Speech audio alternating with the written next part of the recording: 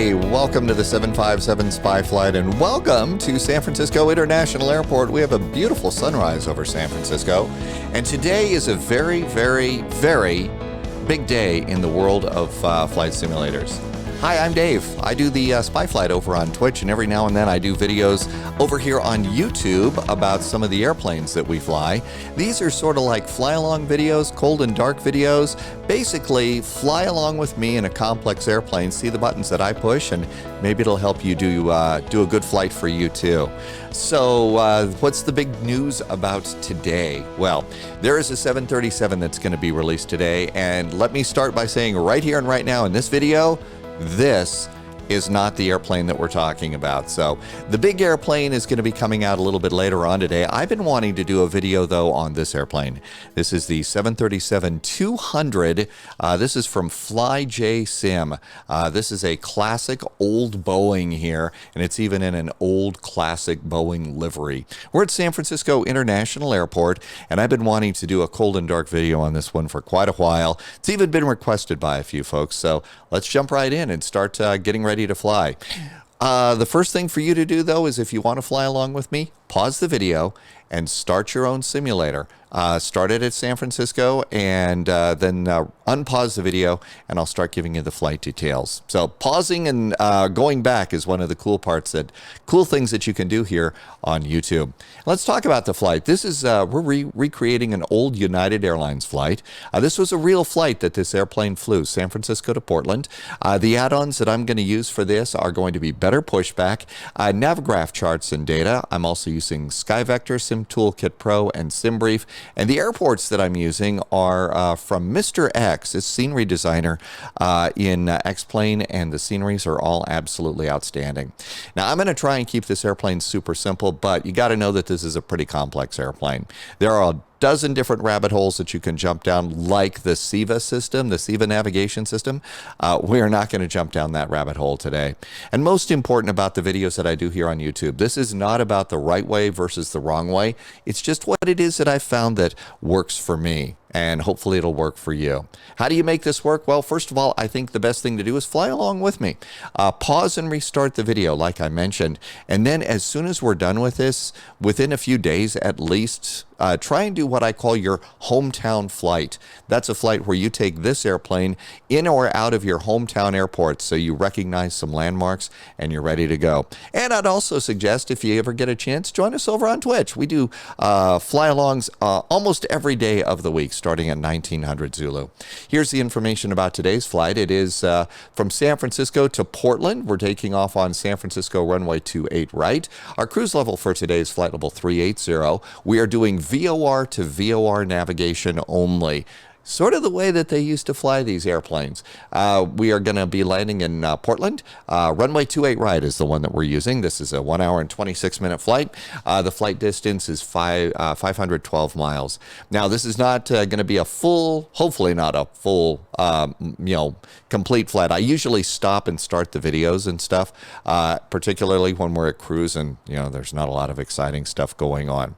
So let's hop right in and let's first of all take a look at a couple of things that the pilots do before they even go out to the airplane. First of all, they take a look at the weather. This is a great website. Link in the description below. This is for our departure runway, and you can see that the wind is basically almost whistling down runway 28 right. It's only 4 knots, but let's go ahead and take off. Make it as easy as we can on the departure here. It's less than 4 knots, so that's pretty good too. Let's also go over here and take a look at SkyVector. And this is the route of our flight. SkyVector is an amazing little website here. This is a real world website, but sim pilots get to use it. And you're seeing some very, very green splotches here. And so there's radar. This area with the teal outline, that's moderate icing. Here is a area of moderate turbulence. So you really do get to jump down some weather rabbit holes with this. It's also really good for being able to go and plot a VOR VOR to VOR flight.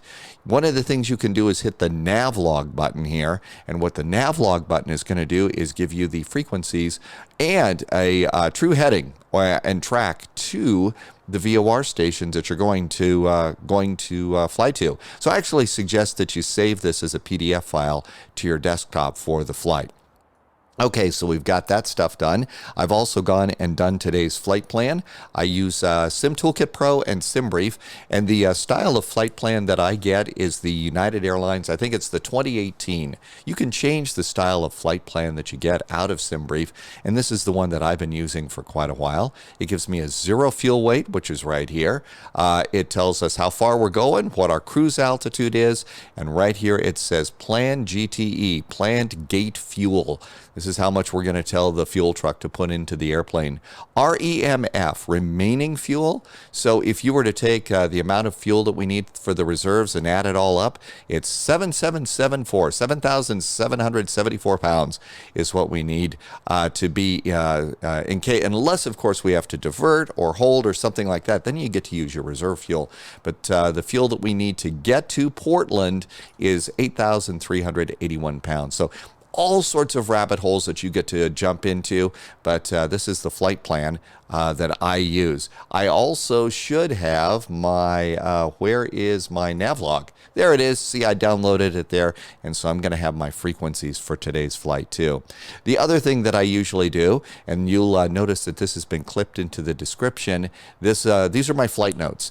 And it's kind of a bit of a hodgepodge. You see some numbers down here that are concerned with the MD-11 airplane. This is just my general notepad here that I keep. It's got METAR data. It's got the route of flight. It's even got our gate. If we were on VATSIM, you need to know what gate you're at. So all of that information is good too. And these are all things that the real world pilots are going to do. Now, as sim pilots, we don't do probably half of what the real world pilots do. So there is an awful lot of stuff that a real world pilot does before they even walk out to the airplane. One of the things that they do is they assemble their charts in their electronic flight bag. And so here are the charts that I need. These are the parking gates for San Francisco. Here is also the taxi chart. We're going to probably taxi out via Foxtrot here for runway 28 left for our departure. After departure on today's flight, we are going to be making a right turn, and it's just VOR to VOR. We're not doing SID stars or anything like that. This is a very basic flight for a complex airplane. Here is the ILS for the runway that we're going to be coming in on, 28 right. And so it's got the frequencies that we're going to need to dial in. And just like the real pilots, we're going to go and get our airport map and even the parking gates so that we know where to park our airplane. And I call this my stack of charts that I assemble within Navigraph here. And so I like to have that all ready to go too. So let's see, we got the charts, we've got our flight plan. You know what, there's one more thing that I want to show you. And this is called my spy flow. Okay, so these are complex airplanes. And one of the things that I do is I create a text file, and this is sort of my to-do list. And eventually I hope to get to the point where I don't need these, but there is a Discord server for the spy flight, and I'm starting to put all of these over on the Discord server. You're going to get sick of this. Everybody on YouTube says it. Link in the description. Yeah, you've heard that before.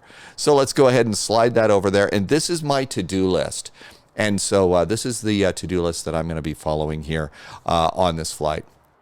And I've got to tell you, one of the things is it's really kind of nice to just sit here at the departure gate here.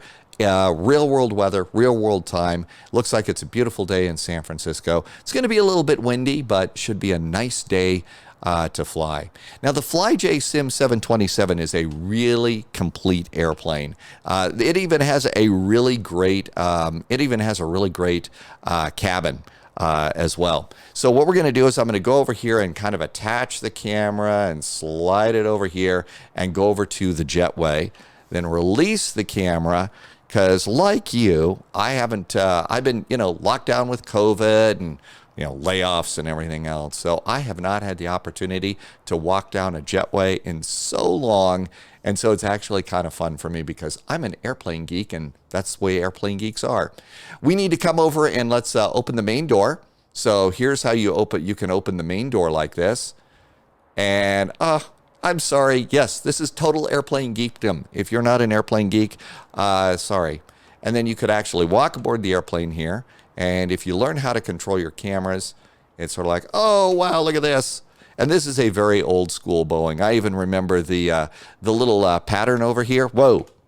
Yeah, I even remember the old pattern over here that was on these United airplanes. FlyJSim has done an absolutely outstanding job on this airplane. Let's see if we can open the cockpit door. Oh, look at that. We can. Yeah, it's kind of like, when the days when you would go and get on an airplane, you kind of look into the cockpit. Yeah, you get to look into the cockpit. And this is a very, very old school cockpit. The only glass that's in this cockpit is basically what's in front of the old steam style gauges. One of the other things that I really like about the old school Boeing 737s, they used to have these eyebrow windows too. I don't think that they do that very much. Maybe they still do. We'll find out later on today when the really new and exciting 737 is released for Microsoft Flight Simulator. But today we're on X-Plane doing this one. One thing to do when you first get in your cockpit, it's I call it jiggle the controls here. Make sure that your controllers are all connected. It's a really good idea to do that sort of thing. Make sure that your controllers are connected. I've been on a flight sim flight and I didn't check, and somehow my USBs disconnected, and I found out about it when I was on the takeoff roll. I was able to take off using trim, but still, it was rather awkward. Okay, so here's my main view. This is the cockpit view. And one of the things to do with this airplane is set up your pushback. So set up your pushback now, and you use better pushback. So go to plugins and do better pushback and pre-plan. Now, if you're on VATSIM, sometimes you can't pre-plan your pushback like I am. But basically, if you can, pre-plan your pushback like I am right now. And we're just going to go like this for the start, okay? We're just going to go and do that. Okay, so pre-plan it. All right, Captain, got the directions. Let me know through the menu when you're ready. Okay, we'll let you know through the menu. But that's just one of the things to do before you get started. Now, you remember when we went to open the door? When you activate better pushback, it closes your door again. You got to reopen it. So open the door, and this time we're also going to open the forward and aft cargo bays. So we got to get those done too over on the menu. Next on our to-do list, let's go over to the gears here. Okay, and sometimes you have to go and change some things. So clock time, I go Zulu. I like my callouts to be enabled. Yokes can be visible or invisible. Weight displays, I have it old school on this airplane. This is an old school airplane. We're going to be old school. I love metric, but this is an old plane. Everything else I kind of leave in place, but we are going to go and turn on the GPU, the ground power unit. You even hear it starting up out there. And then the last little bit of numbers that we're going to do here is we're going to go over and we're going to do the airplane itself. So this is weight and balance right here. And so this is where we're going to go and put in our passengers. Remember on the flight plan where I showed you that there is something called the zero fuel weight? So where is that? There it is. So here's the flight plan there. Our zero fuel weight is right here. And depending upon whatever format, you're going to probably find something that says ZFW, zero fuel weight. And it's 94,038 pounds. All right. So let's go over here and see where it says zero fuel weight. It's 84,000. Yeah, we've got to go ahead and put some passengers aboard. So let's just fill the cabin right now. So there's 90,000.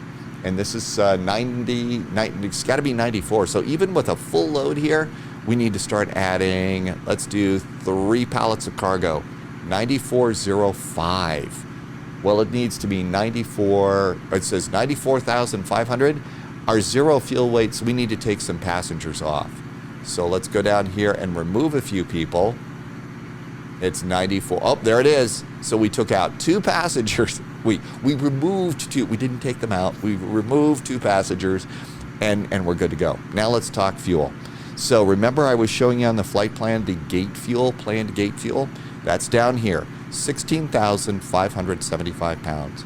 So what do we have on there now? Total fuel is 84. 8,004. We need to add fuel. So to add a little bit of fuel, you can come over here and hit the plus button. And we need to make that 16.5. So there's 11, 12, 13, 14, 15, 16, 4, 16, 7. I think that's about as close as we're going to get. So we're at 16, 4. Okay, let's go a little bit more. We're going to be safe pilots. Now, you may have noticed that the max landing number has changed to red. We're now too heavy to land the airplane. Don't worry, we're going to burn off that fuel, and that number will clear itself after we take off. Now, if we lose an engine and we have to come back and land, then we've got a little bit of a problem. But I'm not planning to lose an engine on today's flight because I'm a sim captain and I can decide. And there we go. And with that, that's it. Our doors are open. Ground power is set. We've also set the load for the airplane. We are now ready to come in and do the thing that simulator pilots live for, play with all the buttons and the switches. Okay, so on my list, the first thing that we're going to go and do is we're going to come up here and hit the on switch. And for a jetliner, the on switch is the battery button. And so we're going to turn on the battery right there, and we're going to go ahead and we're going to click this down here. The next thing you do is slide over here. There's two switches, and that's the electric hydraulic pumps. Apparently, you can damage the airplane if they are on when you start flipping on power buttons, so make sure that the electric pumps are off. Another thing to do, and it's not a problem on this airplane, but some airplanes will deliberately move the gear lever up or set a flap setting that's wronger, so we should have checked those. This airplane doesn't do that, but check those sorts of things. And so with that in mind, the next thing that I do is I've already got ground power set up, so we're just going to go ahead and pop this into the system right now. Ground power going on. And with ground power on, we're going to come over here to the lights, and we're going to do position lights on. So there are position lights, those are on. Okay, so all of that looks good. Now we've also got a master caution light. We're going to just go ahead and clear this, and because we have to put gas in the airplane, we're going to come up here and we're going to turn on no smoking. So no smoking is on. While we're here, let's go down a little bit, and we're going to just test the attendant call button. Okay, we don't have to do anything else. See the ground call button? We're not going to test that now, but we are going to use that a little bit later, and it's kind of a cool thing, so you're going to want to see that. Next thing that we're going to do is we're going to go and park the wipers. I don't know if we're going to actually see anything happen with this, but let's go up here, and I'm kind of looking around. I haven't seen this. So there's a wiper over there, and here's the wiper control. We're going to park it. Let's see if anything happens. It just makes a noise, so we didn't see anything out there, but the wipers are parked. Now, there's certain safety tests that you do before you take off, before you start flipping switches, and the one that we're going to do up here is the stall warning. This is a little bit noisy, so don't want to surprise you. Here we go. That's the stick shaker. Oh my gosh, we're going to stall. The Mach airspeed warning. Let's do that. There's Mach and airspeed warning, and all of those are good. With those things set, we can now go and we're going to turn on one of the hydraulic systems. Now, the number one hydraulic system you do not want to turn on until after they unplug the pushback cart from the nose wheel gear, but we can turn on hydraulic system B or number 2. And so we can turn that on right now. So that's good. Now we got a couple of more tests to do, and we're going to come down here and we're going to do the fire test. Watch the fire knobs. Sounds like the bell at my elementary school. Let's also do a cargo fire test. That's this one right here. There's cargo fire test. And then we can come over here, and this airplane was equipped with the GPWS system. So we're going to come over here and do ground proximity. Glide slow. Pull up. Wind shear. Unfortunately, this will not do the stabilizer motion that Betty does over on the MD-11. That's probably one of the best call-outs ever. Okay, so next thing for us to do, and I don't know if this is actually the thing that they really do, but okay, the guy's going to just yap at us, so we'll turn him down a bit. The next thing that we need to do, and I saw this on another video, I don't know if we really need to do this, but our runway heading for takeoff is going to be 284 degrees. So I noticed this pilot was doing this first, so we're going to go to 284 degrees. And we're going to set this heading right now, 284. Let's also go to 284 over here. And we're going to do 284 over here. All right, so there we go. So we're all good to go with those things. The next thing on my to-do list, if you've downloaded it, is you're going to probably see that this is when I would be setting up the CIVA system. I haven't had enough coffee yet for CIVA today, so we're going to go ahead and let CIVA just stay off. CIVA will come back to haunt us another day. Then the next thing I'm going to do is cleared altitude, and we're going to go to flight level 340. So 34,000 feet is going to be our climb. Okay, so all of this is good, and we're going to do VOR-to-VOR stuff. This says VOR-to-VOR is pretty easy, and it's actually kind of a fun way to fly airplanes. So we're done with that. Now let's do some final setup stuff. Passengers are aboard, so we're going to do the yaw dampers. I don't want anybody to be bored here. Yeah, I know it's called yaw damper, but I call it that. So we're going to turn on the yaw damper. We're also going to come down here. We've got fuel in basically the outer tanks, but not the center tanks. So 1, 2, 3, 4 fuel pumps in the center tank can stay off. So those are good to go. Other things that we're going to go and turn on is window heat. It gets pretty cold up where we're going to fly, so we're going to do the window heaters. 1, 2, 3, 4 window heaters are on. Now we're going to come down and start dealing with some of the pneumatics. And actually, before we do that, let's go and turn on the APU. And the APU switch is right over here, right in the middle, just like kind of an Airbus. This seems to be the best place to put an APU switch. So there's several ways you can grab it, but you see where the down arrow is? That's what you want. Now you have to click it and hold it and count to 4 or 5. 1, 2, 3, 4, 5. And at 5, you'll notice that the exhaust temperature outside the back of the airplane starts to rise. That's a good indicator that you've been able to start it. And then if you want to geek out about the APU, you can come back to the airplane and you can listen to the APU start. You can even see a little bit of exhaust coming out of the APU too. You might notice as we come out of the airplane, you can see the cargo bays are open. Got to open the cargo bays. It's a little loud because of the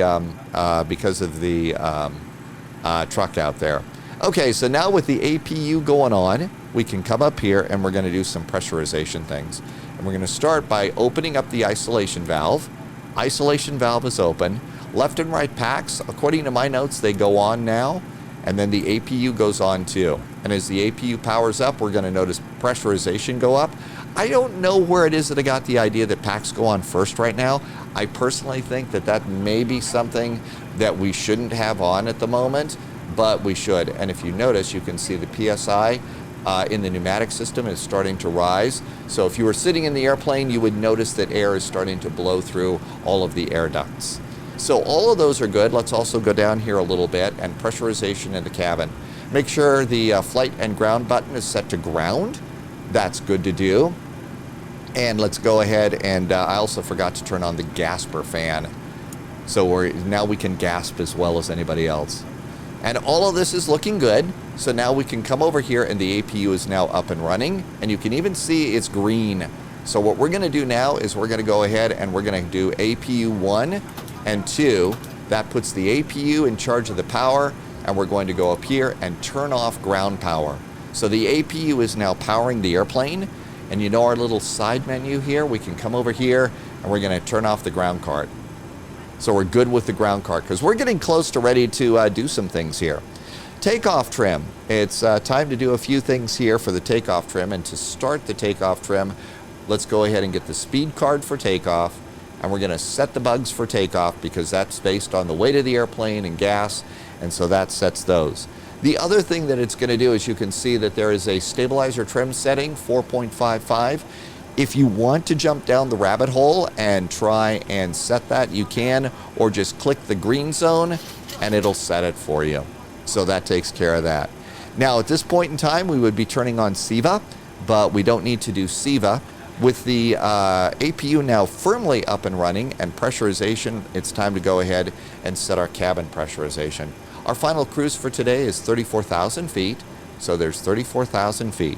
Now you look down here and see where it says 34? That means 7,500. Our cabin pressurization is going to be 7,500 is what the cabin pressurization is going to be.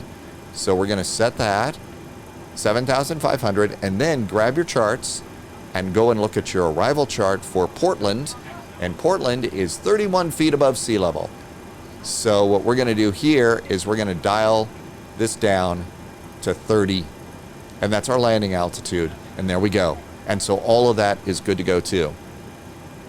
That looks good. Let's go ahead and instead of setting up the CIVA now, what we're going to do is we're going to set up our nav. And our nav stuff is based on the nav log. So what we want here is our first frequency after taking off. We're going to go to the Sierra Golf Delta VOR, which is 112.1. So let's go down on nav 1, 112.1. Okay?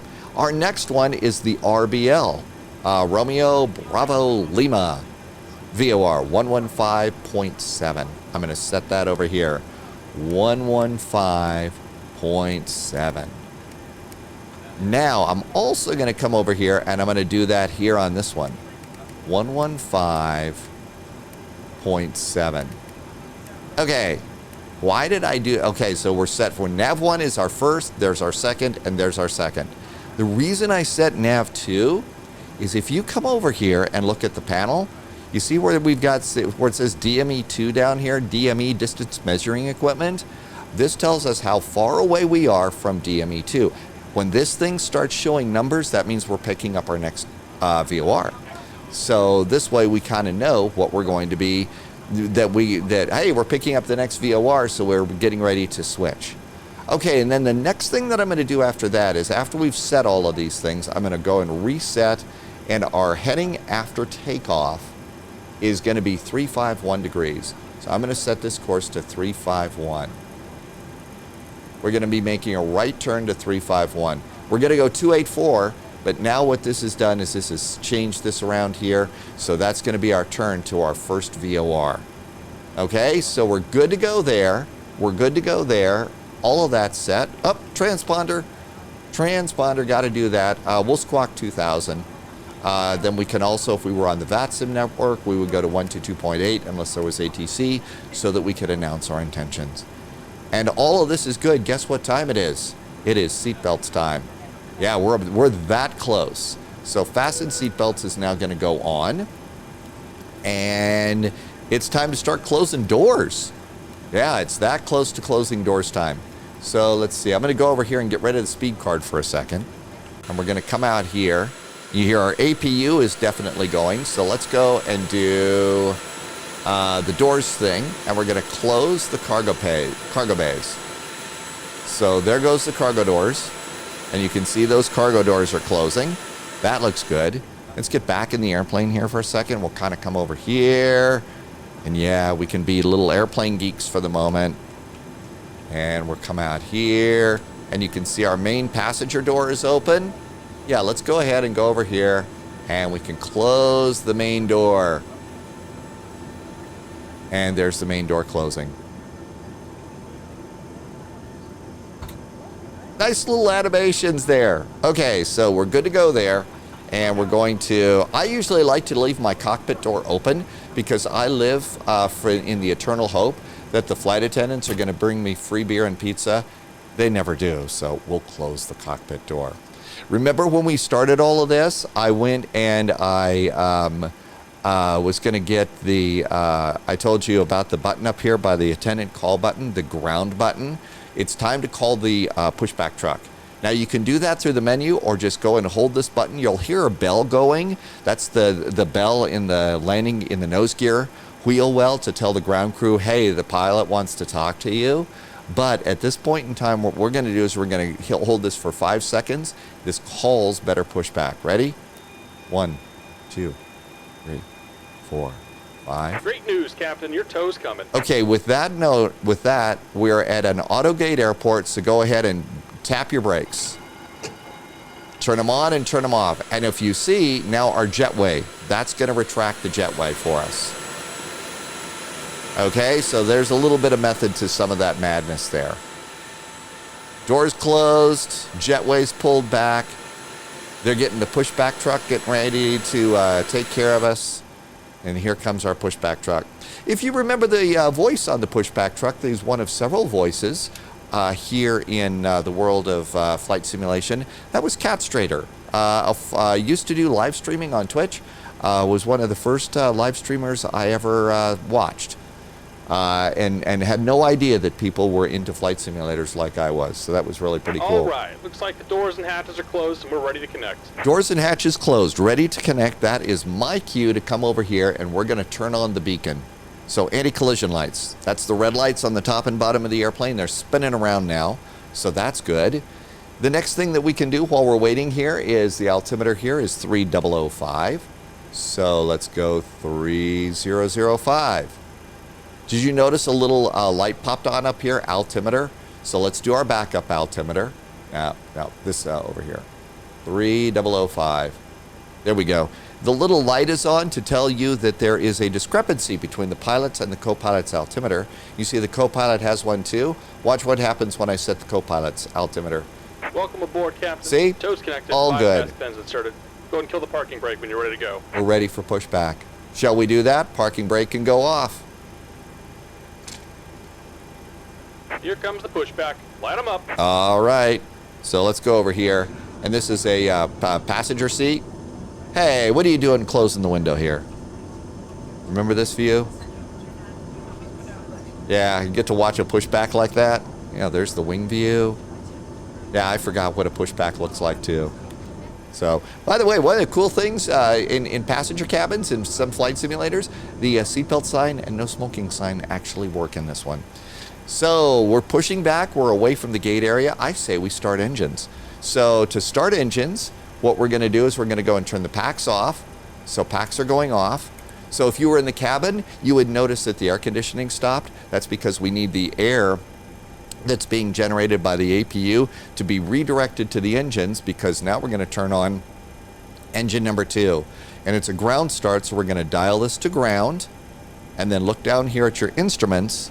And if you look really close at the N2, you can see it's starting to rise. The fans are starting to spin in there, and when it says 20%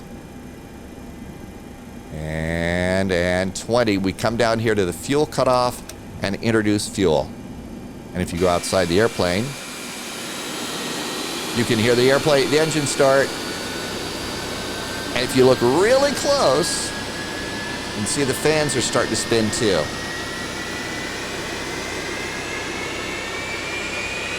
These were the skinny little Pratt & Whitney jet engines. They were absolutely on everything back in the day.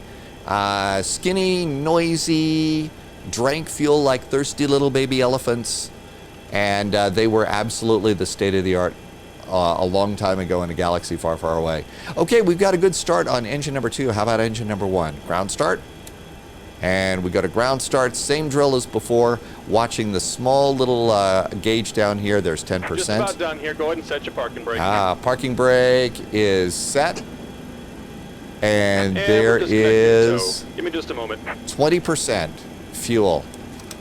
And now let's go ahead and we're going to start the next engine. If you're like me in flight sim, you kind of get comfortable in your gaming chair or whatever, you like to sit down. This is a good time to make sure you're seated correctly. If you've got controls, make sure your feet can fit comfortably on your rudder pedals. You can reach both your controls. Now's the time to do that while we're waiting these last little bits, little moments before we're almost going to start our taxi out here. Okay, we got 2 good starts on our engines. So all of those look good. Now with those going on, we're going to come up here and we're going to do the engine generators, 1 and 2. Engine generators are on. And at this point, we no longer need the APU. Signal and pin on the right. Take it easy and have a safe flight. Look for salute and pin on the right. Thanks for the nice push. You don't have to say that, but there they go. And there goes our tug. While we're doing all of this, we're going to do the engine starters to low ignition. We're going to pop those in. Let's do the pitot tube heaters. Let's also go ahead and turn on packs so we can keep the cabin comfy and look out there. And there is Cat Strader with a gear pin and a thumbs up. This is in airline operations. This is also known as a salute and release from guidance. They actually take these things really seriously, because one of the things that this guy just did is they looked underneath the airplane to make sure that there's no idiot underneath there or anything else. So this airplane is now clear to taxi. If some guy didn't get the memo that the airplane's about to taxi and is underneath there, you could run over somebody. And that becomes a serious thing. So The salute and release from guidance is one of those serious things. Now that they've also disconnected the tug, we can turn on the second electric hydraulic system. That's going to control the nose wheel. We're going to go and do the isolation valve closed, turn off the bleed, and then turn it back over to auto. Let's also go, and we're going to go to flight mode here on the pressurization. And all of those are good to go. Flaps. For flaps, we need our little speed card again. We're going to go to flaps 2. So there's the indicator. I've generally found with this thing, it's best to just use a button as opposed to the flap levers that you get, like over on the Airbus. For this old Boeing, that's going to be a little bit better. Let's also go over here and do our flight control check. Can we do this? We got nose wheel steering, we got rudders, elevators, control checks are good. And all that's good too. Next step in the process, we're going to let the cabin crew know that we're going to start rolling the airplane about. Oh, I just hit the rain repellent. Oops. Hopefully the rain repellent is not a big deal. Hopefully that's in-op. Eek! I'm in bad shape now. I'm probably going to destroy the rain repellent system. So that's good. Let's also do the nose light. Boy, I hope I don't pay for that. There's the taxi light. There we go. There's taxi. We don't need the runway turnoff lights or anything. Cabin's been notified. And now here is a shortcoming of mine. I have not finished my spy flows. Okay, this is my to-do list. I haven't done this part yet. So if you're looking at the list saying, hey, well, wait a minute, what happened? I'm sorry, I haven't gotten to it yet. Let's fly. Parking brake is off. And look outside. Nobody's over there. We're not rolling. This airplane, you've got to start moving those throttles forward to get us rolling. So here you see we're going. Roll, roll, roll, and out we go. As soon as you start rolling, roll the throttles back a bit. I kind of think that that's a little bit more realistic. There's an awful lot of airplanes that you release the parking brakes and it just starts rolling. I think that's probably a little bit not entirely realistic there. Okay, so everything's looking good here. Flight directors, for this one, we're going to turn these over here to heading mode because we're going to do heading mode on this one. I like to go at about 10 knots for a taxi. So that's pretty good. So flight directors are good. And now just concentrate on the taxi. All we're going to use is heading mode on this one and altitude hold. This is going to be really simple. So you got to switch over here. It says IAS for altitude hold. Here's the heading select button. And here's the engage buttons for the autopilot. That's it. Because our hands will be full enough. This is this airplane, at least for me, and maybe it's because I need to reset my settings, my sensitivities. But right now, I got to tell you, to be honest, this airplane's a bear to control. You might notice that I've got the taxiway, the taxi line right in the middle of my instruments here. If you look outside, you see that's where my nose wheel is almost right on the center line. So right about there is where you want it. I think that the rule that my flight instructor for flying a Cessna is while you're sitting in the cockpit, you look down, you see your right leg and your left leg. You want the taxi line, your left leg to be over the taxi line. If you've got it there, then you're on the center of the taxi line, and that's the good deal. So what other things can we do? Not an awful lot. You can come back here, look out the window. Don't spill your drink. After you do the flight, okay, one of the things you can do in X-Plane is you can do a replay, and you can actually replay the whole flight. Maybe not the whole flight, but if you're like me and you've kind of forgotten what it's like to be in an airplane, replay the last 5 minutes sitting in a passenger seat. Okay, yes, that's travel geeky and stuff like that, but, you know, if you're not able to go and spend the money to travel, or, you know, we're in another COVID lockdown or something like that, seriously, yeah, it'll just give you a little bit of the vibe, and it, you know, I'm a geek, but it just makes me feel better. Another thing to consider doing here is over on the airport chart, go ahead and use the airport, position indicator, the moving map. That's just going to help you out. especially if you're at a new airport. If it's your first few times on VATSIM, wow, is that going to help you figure out where you're supposed to be taxiing. Those are things that help. Now, eventually, you might want to turn off moving map, but my thought is probably real-world pilots use moving map all the time in the big airplanes. Okay, we have just crossed over runway 19 left and 19 right. If we were on VATSIM, I would have looked right and looked left to make sure that I'm not going to get in the way of somebody who might be on a takeoff roll. That's a really nice thing to do. Over in Microsoft Flight Simulator multiplayer, most people don't do that, but on VATSIM, you know, that's all, you know, pulling out onto a runway while someone's on a takeoff roll is almost as bad as spawning on a runway. It has happened to me. The pain is real. Okay, we're coming up here. Taxiway Foxtrot bears off to the right. So we're going to come over this way. You might have heard I dropped my throttles down a little bit. Yeah, we're probably going a little bit too fast on the ground speed there. Generally, for a 90-degree turn in a jetliner, you want to be going at about 10 knots. On a long straightaway, maybe upwards of 20 knots on the ground, but you're probably risking getting a speeding ticket from Sheriff Buford T. Justice or something like that.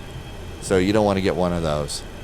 Final checks. Everything is pretty much good out of this airplane. One of the things that I've been doing is for some of these more complex airplanes, if I can find myself a real-world printed checklist, I do, and I'm printing them now. And I'm actually running through them on the Innie builds A300, A310, and Beluga, the Rotate MD-11, and just even the Tolis Airbus A319, 20, and 21. Those are the checklists that I've found so far, and I follow them just like the real-world pilots. I can memorize them, but you do them every time. That way you don't forget something. Coming up on the end of the runway, it's almost our turn for takeoff. You might have noticed that the inner marker light is flashing at you now. That is one of the things that happens.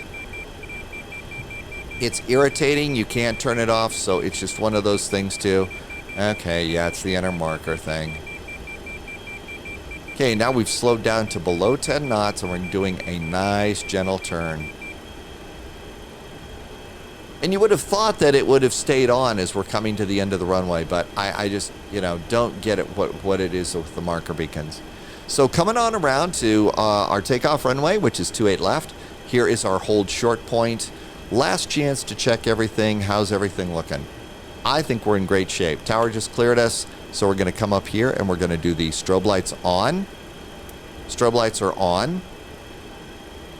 We've already done a cabin call, letting the flight attendants know that we're serious about doing that flying thing. And at this point, you see I'm just sort of slowly creeping out on the runway at about 5 to 10 knots. No reason to speed. It helps you keep your control a little bit better. Looking over at the speed card, our EPR says 2.15. EPR, engine pressure ratio. That's actually the top gauge of your engine stack. So as I push my throttles forward, I'm going to be looking for a 2.15. I'm not going to monitor airspeed. I think we get call-outs on this one. So we're all nicely lined up. Remember, after takeoff, we're going to be making a turn to the right. So turn to the right, okay? Come on up here. You see this bar? Hit it, and that turns on your landing lights. Shall we fly? Just like any jet engine, you want to slowly push the throttles up about 20-30% and let the engine stabilize. Stabilized, and now push it up, get your engine setting. I also tend to push the nose down on some of these older jets. So that's a little bit too much. 2.14 thereabout. Once I get it in the ballpark, I then look out the window. There's 80 knots. Now I'm going to let back on the stick a bit.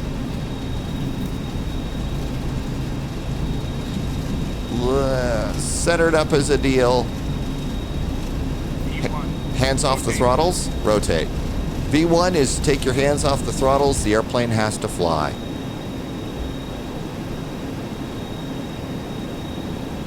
And there we go. There's our departure. Positive rate of climb here.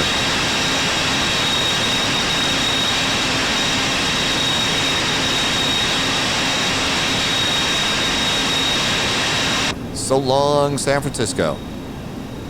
Okay, so we're going to fly out of here. Let's go ahead and get ready to do our right turn.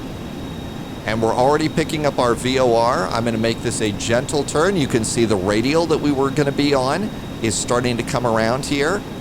So I'm going to go ahead and dial my heading over to that heading right now. Still hand flying the airplane on the departure here.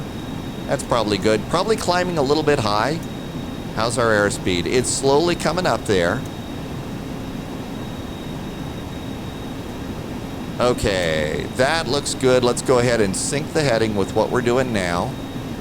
And we're going to come over here.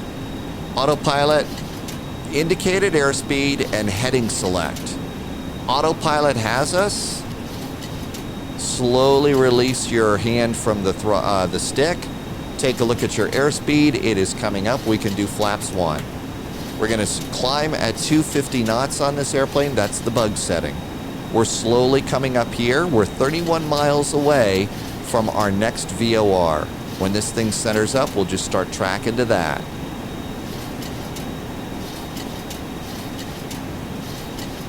And speed's coming up. We can do flaps up.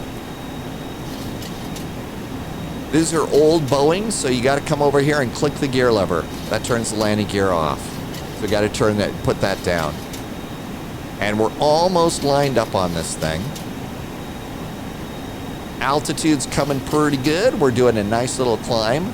The sound that you hear is the trim wheel going. If you wonder why in the MD-11 we have Betty saying stabilizer motion, it's because you can't hear a stabilizer trim moving like that. And there we go. We're going to turn onto our course heading right now. Actually, it was a little late on there. Not that late. We are 27 miles away from this VOR. Let's go a few more off to the right, set ourselves up. Yes, you can have this thing track to it. I want to play with the buttons today. But yeah, the autopilot will track to it, passing 7,000 feet, grabbing my PDF file, my nav log. After we get to SGD, our next course, the next true heading is going to be 355 degrees.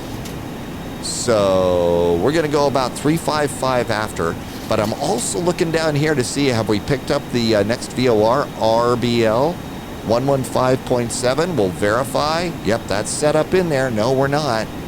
So we're going to make that turn anyway. 355 in just a few miles. There's 23 miles to the VOR. We may need a little bit more to the right. So let's go 360, see if we can't set that up a little bit better. Coming up on 10,000 feet. And 10,000 feet, we're going to go ahead and let's increase our speed. I like to climb this thing at about 280 right now. And we'll also come up here. And remember all these switches? Off, off, off, off, off. Let's click the attendant button, let them know it's 10,000 feet. They're going to tell the passengers that the seatbelt sign is still on, and they need to stay in their seats. You can't go to the bathroom. You can't reach up. Okay, now we're also centered up here, so let's go 1, 2, 3, 4, 5. Let's go 355 degrees and see how that holds our heading.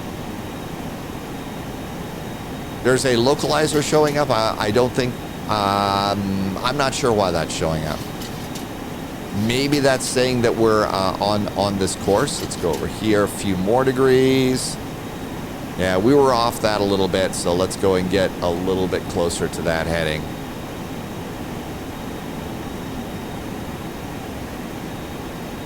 Now, as we get closer to the... Oh, look at this. 132. Look at that. There's our next VOR. Isn't that cool?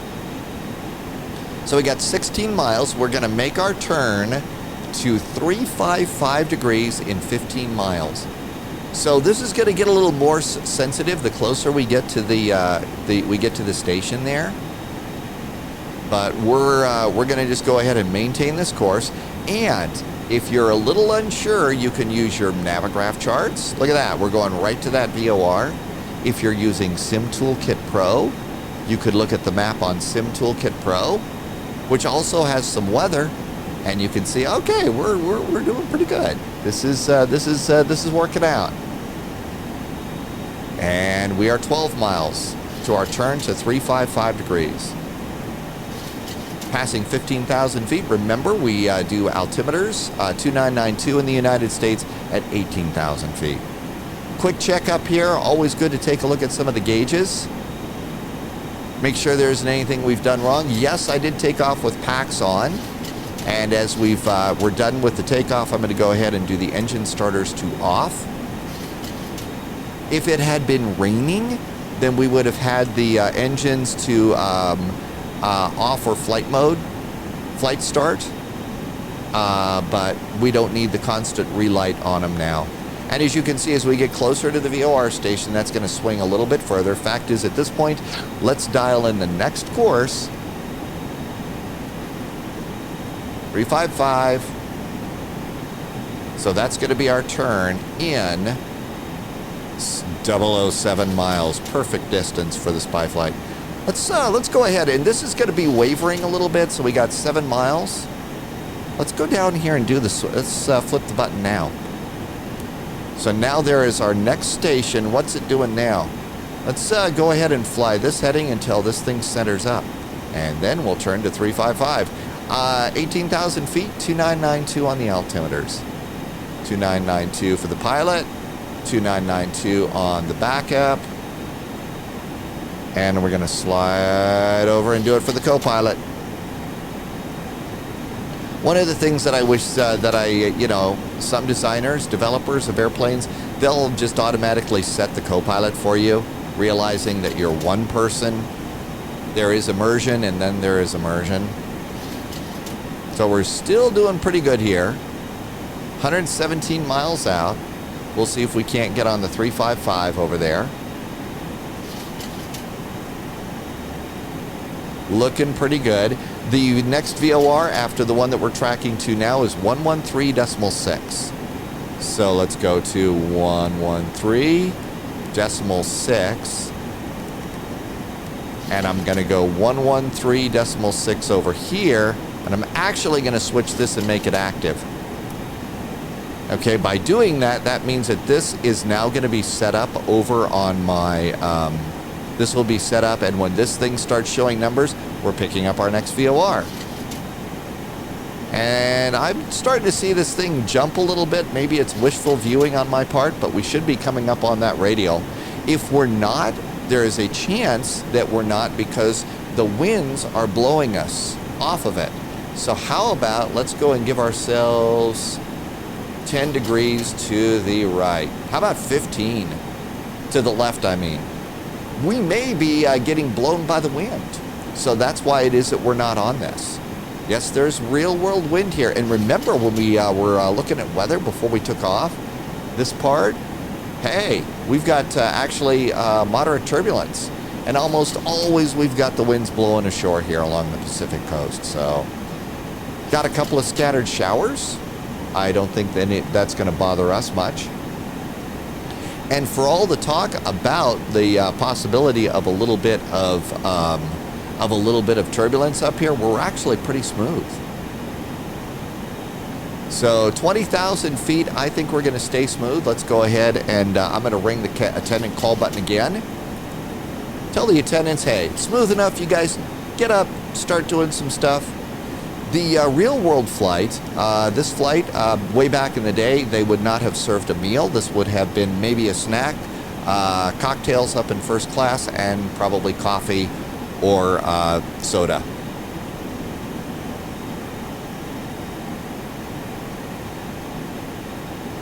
Speed's doing pretty good. We're climbing about 1,300 feet per minute.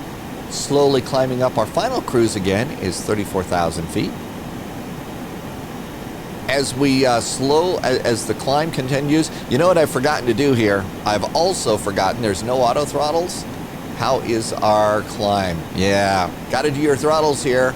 I usually like to climb this airplane right around 96% for the climb. And my throttles are a little bit sensitive, a little bit lower, which means that this is going to reduce our climb efficiency, so I'm going to knock about 5 knots off our speed.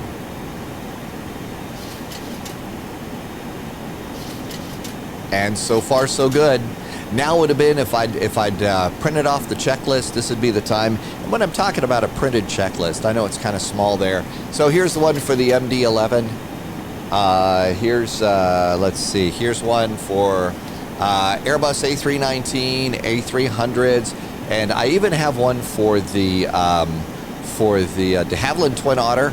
But as you can see, it's handwritten. I wrote it on the back of the cover of the flight manual for the Twin Otter.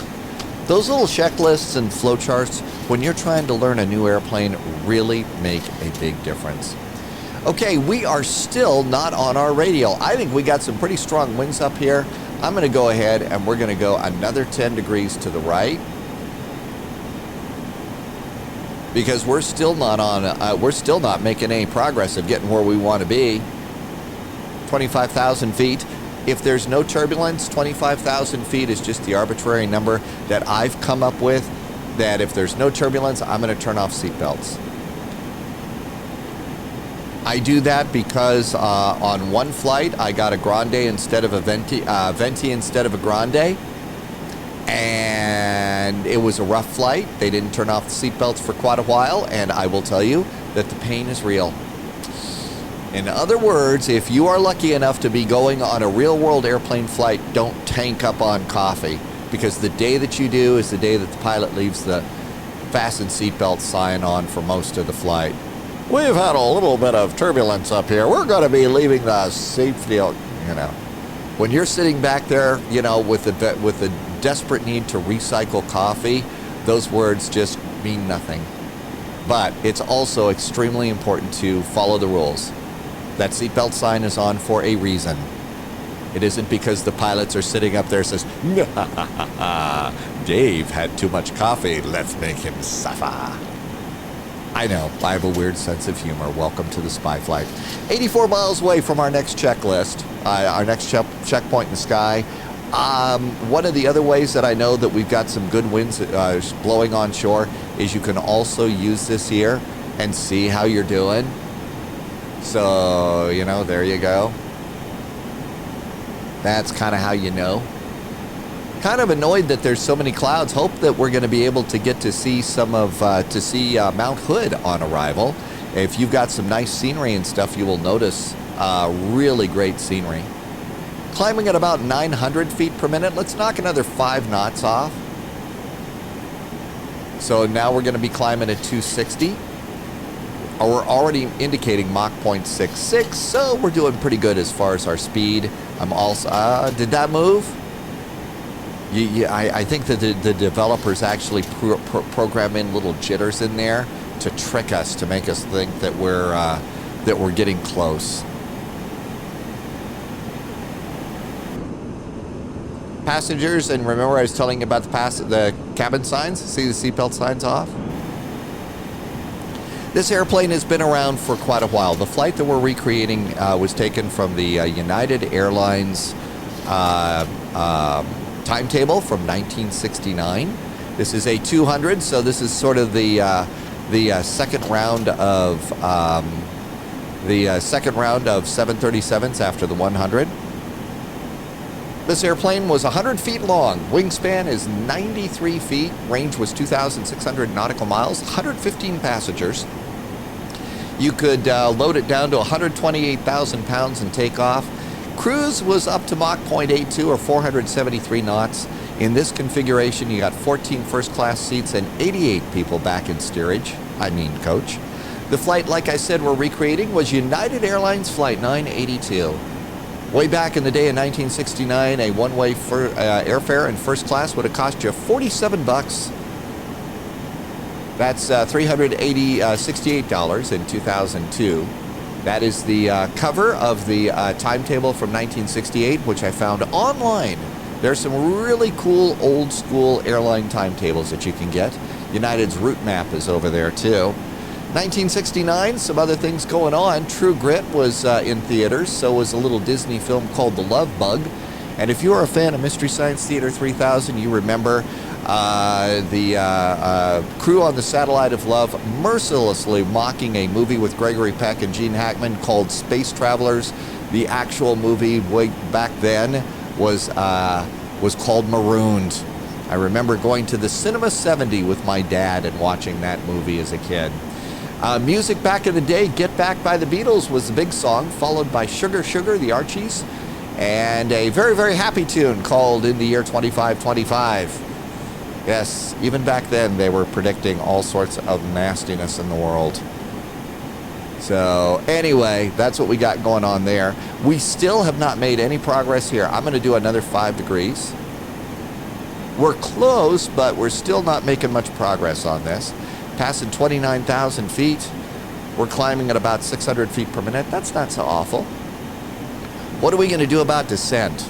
Okay, so for our descent here, we're going to 34,000 feet. And if you look at the chart, the ILS, we're going to get a number called the final plunge number. And so when we're on approach, this is sort of like the last altitude that we might be at before we make our final descent to the runway. I think final plunge is much more dramatic, don't you? It's 2,000 feet. So there's a little bit of math that we can do. So eventually we're going to want to go down to 2,000 feet, okay? And we're going to go, our final cruising altitude is 34,000 feet. So we're going to do the little equation here, the math equation. And to do that, because I haven't had enough coffee yet this morning, let's go ahead and get the calculator. 34,000 feet minus 2,000 times 3 divided by 1,000. And this gives us a rough top of descent of 96 miles. So 96 miles is where we want to be at 2,000 feet. But remember, this was also 2, 3, 4, 5, 6, 7. Let's round it. So this point here is about 8, 9, 10 miles from the runway. So we need 96 miles. I say let's add 10. Let's call it a round number. Our top of descent is going to be 115 miles from Portland. So TOD is 115 miles. So let's go ahead and I'm going to make a little notice here in this TOD 115 nautical miles. So now we know. And as soon as we start picking up a VOR from Portland, we're going to have a much better idea of what's going on. We're still not doing too terribly good. I think we're getting close to the 355 degree radial, but it's no cigar. And as we continue to get a little bit closer to our next, oh, look at that, we're picking up the next VOR. So we're 46 miles away. I say let's just go ahead and we're going to go and look over here and we're going to go a little bit more towards this VOR.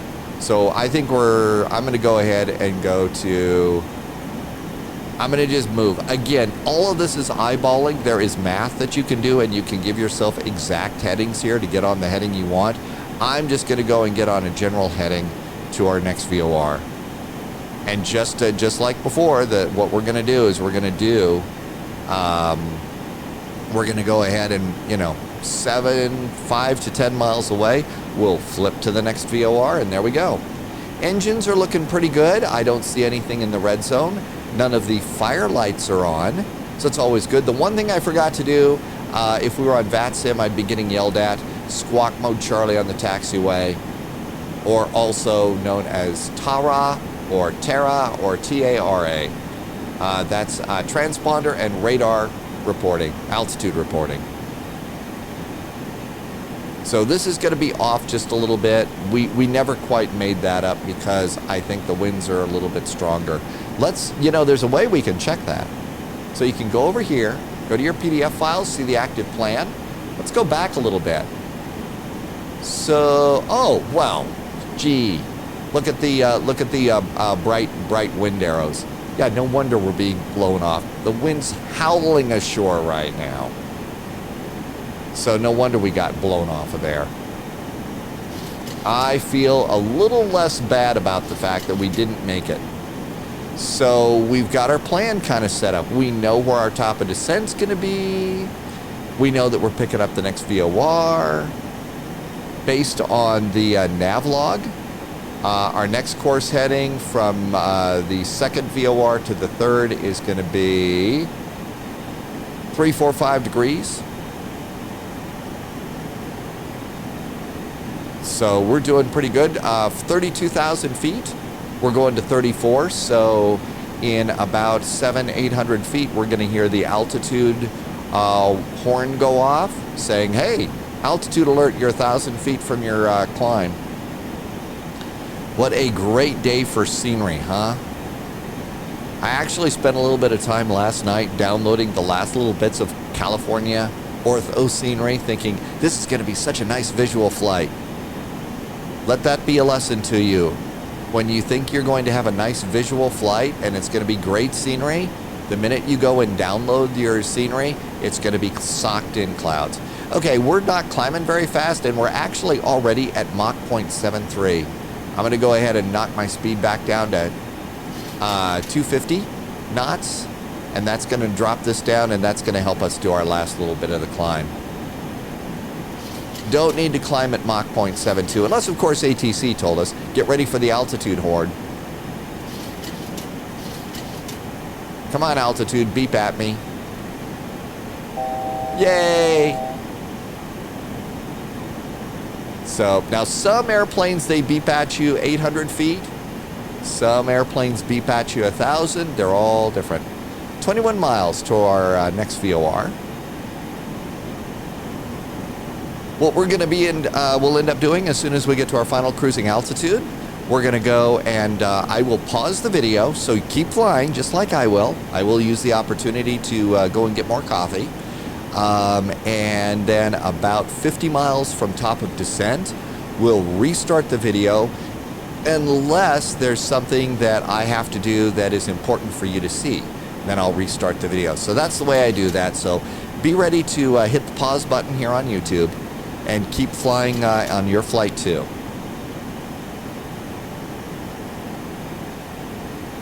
Our top speed on this one is, again, according to this, was Mach 0.82. I think that the flight plan is calling for us to be at Mach 0.78 or 79, I think is what I got off the flight plan. So now we're still just barely inching up. We got 500 feet to go. Last little bit is always a bit of a struggle here. When we do finally get to our cruise, I'll be knocking my throttles down to about 91 to 92% is generally where the throttles want to be. At least based on what I've been doing when I've been flying this airplane. And I do have to tell you, this, as far as Boeing's, old Boeings are concerned, this is an absolute favorite. It's from FlyJSim. They've done an absolutely great job on this old bird, and it is fun. They did a good job of modeling the inside of the airplane. Okay, we're coming up on 10 miles, so now's about the point where I usually like to go and flip the VORs. Oh, by the way, we're about 200 feet from top of descent. Our airspeed's going to increase because so everything happens in an airplane at about the same time. So there you go. Let's go on down here, and we're going to flip to the next VOR. So there's our next VOR. Our next heading is going to be, so that is 345 degrees. So we're going to go to 345 is what we want to be on. So that's good. We're heading 335 degrees. But remember, the wind's howling ashore. I'm going to go ahead and knock about 5 degrees off that right now. The next VOR that we're going to be going to is we're going to be going to 117.4. So 117.4. And I'm going to make that active. I'm going to make this on standby. 117.4. So all of these are ready to go. We're good to go there. We're going to go and see how far we're going to get blown off of this. Up 34,000 feet. Airspeed slowly starting to creep up there. This is about the time where the captain's going to get on and say, "Hello from the flight deck. We've reached our final cruising altitude of..." I'm not going to make you listen to my attempt to mock captains. Mach 0.75, and I don't mean to mock captains. Airline captains are amazing. Absolutely amazing. The things that they've accomplished. Okay, we're clearly off the side here. Yeah, we're gonna just leave it at our heading here. So yeah, 330, 345. That's 15 degrees off. I think maybe eventually we're gonna catch up. We are coming over the little town of Redding, California. Hey, look at that. Maybe we can see it through that hole in the clouds. Boy, the scenery has just been absolutely stunning today. Speed's continuing to come up there. I'm going to go ahead and get this this bug up here. It doesn't control airspeed at all right now, but I'm going to preset it at 280. If you wanted to know, you said this. Remember the switch we flipped to IAS? Now it's flipped to altitude hold. So now it's not going to do pitching us up and down to maintain a speed or anything like that. But this is going to be the speed that I wanted to send at when the time comes. There's Mach 0.77. We'll let it go up to Mach 8. How's that sound? And then we slowly reduce our throttles. And then for the duration of the flight, you're going to keep an eye on your fuel. Make sure you don't run out of gas.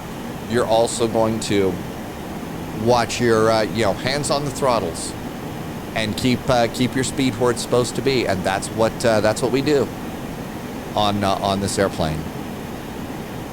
So a little bit more. There's Mach 0.78. And our speed is slowly inching up, and that's all it's going to do. I'm going to go and knock another 5 degrees off I'm going to knock 10 degrees off our heading. See if I can center that up for at least 30 seconds of today's flight. If we don't, one of the frequencies that did not show up on the nav chart here was Portland. So one of the things to do is to come over here and take a look at the ILS chart and see, do we have a VOR around here? I think we do. There's Battleground up here. I think we've got one here. It's not showing up there. I bet it's going to be on an approach chart. So we'll just come over here, see what we've got. Let's look. Timbers to arrival is normally what you come in on. So there's the airport. Actually, no, Battleground is the closest thing that we're going to have to the approach here. So Battleground is the VOR.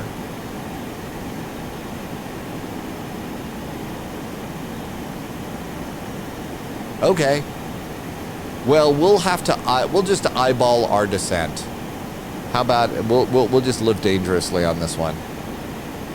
Up there it is, Mach 0.79, almost Mach 8.0. And maybe that thing will slowly start to slide over, but I'm certainly not going to hold my breath. At Mach 8.0, I'll go over here, and I'm going to drop this down to about 90. We'll drop it down to about 92 to 94. And then we sit here and watch the airspeed. There's Mach 8.0. Maybe I don't need to go that far down. It's not creeping up that fast.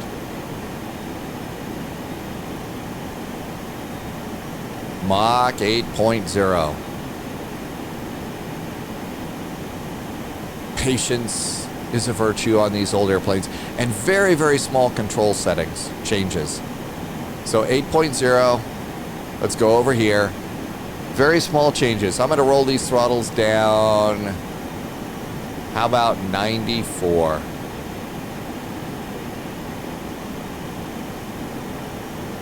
We're going to leave them both at about 94% there. It's still going up. So again, I found the sweet spot once you get to altitude. is actually about 92, 91 or 92 is what I'm doing to hold on to that. And if that still keeps going up, then I'm gonna, yeah, it's still kind of creeping up a little bit. So yeah, 91 and 91, there we go. Again, very, very small movements, and that should hold it. Oh, whoa, wait a minute. We can't have this. What's this, scenery? No. Can't have that. Anything to see here? No, not really. There's Trinity Lake. Trinity Lake, a place to go and find, I guess, what, fish? I mean, I doubt that Trinity from the Matrix is hanging out there, so there you go. Okay, so congratulations. We're doing pretty good here. Whoops, no, I wanted this camera. So this is the point where I'm going to hit the pause button for a while. And we're just going to fly along. I'm going to monitor my airspeed. And about 50 to 100 miles before top of descent, we'll hit the start button.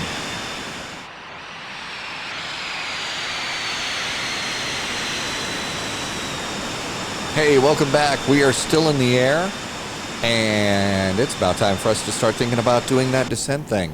So I went, and we're on the next VOR here. Airspeed's right around Mach 8.80. Looks like we've got about 153 miles from our last VOR, which is right here, and then it's 20 miles in. So I think for 100 miles out is a perfect top of descent. So it's time for us to get ready for our descent here. We got 50 miles to go. First step is, if we were on VATSIM, we'd be going and getting an ATIS. What we'll do here today is we'll just go over here and refresh a METAR TAF. And so all of this looks good. We're going to be coming in on the 2/8, so there's a crosswind of about 7 knots. 7-knot crosswinds, easy. We got a few clouds at, 900 feet.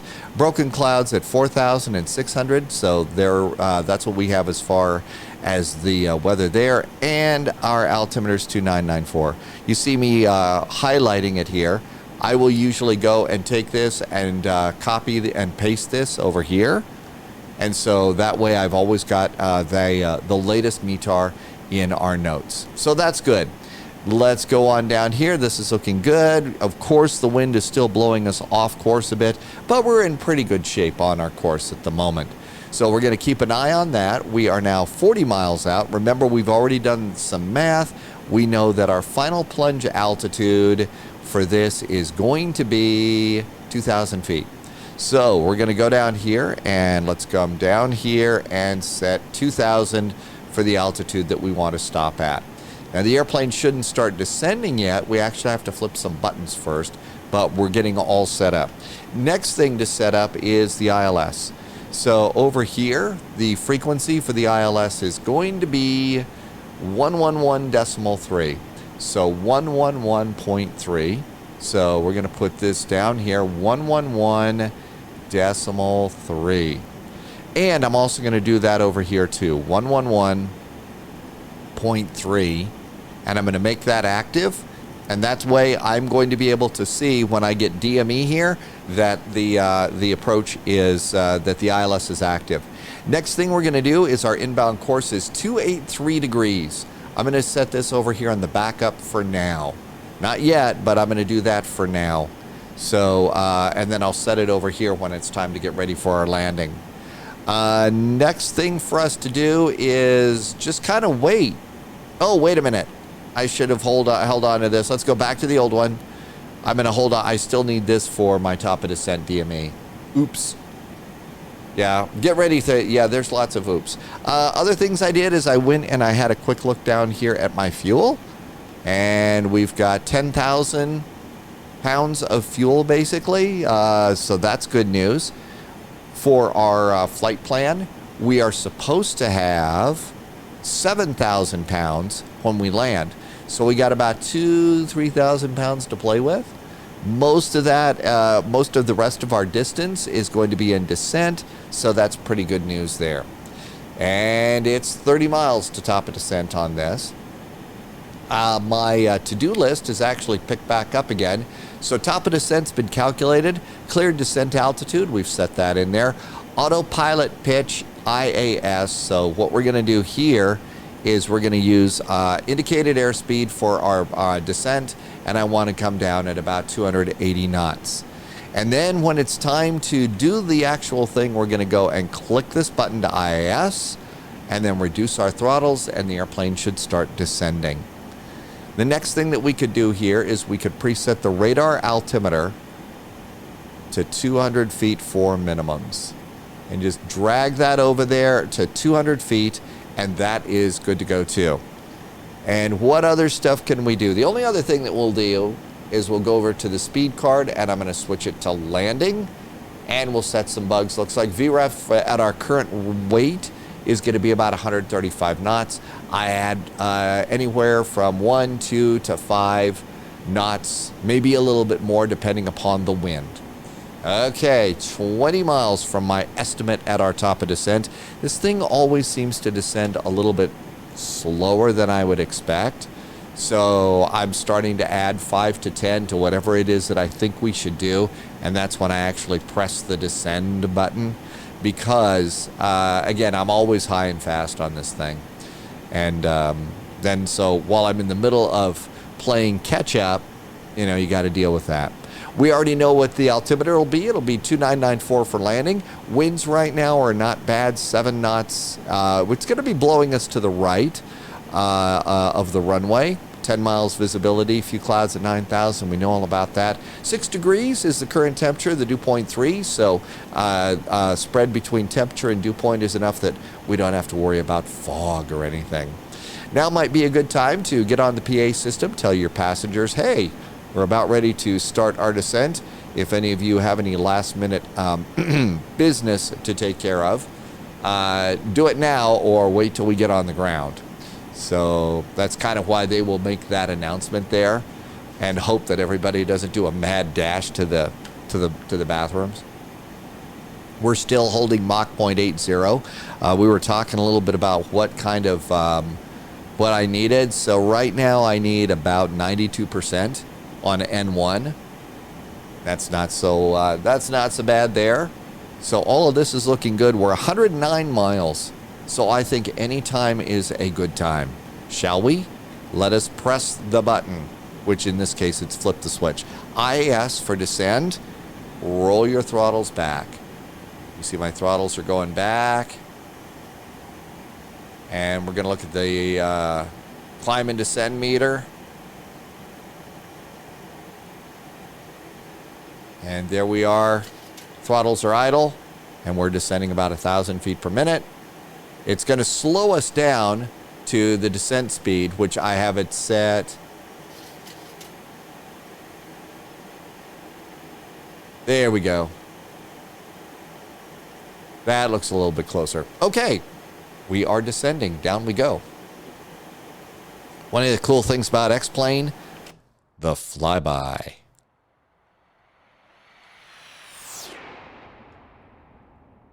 Always cool to do a flyby. Did you see? Watch this. Let's watch it again. Watch the chemtrail.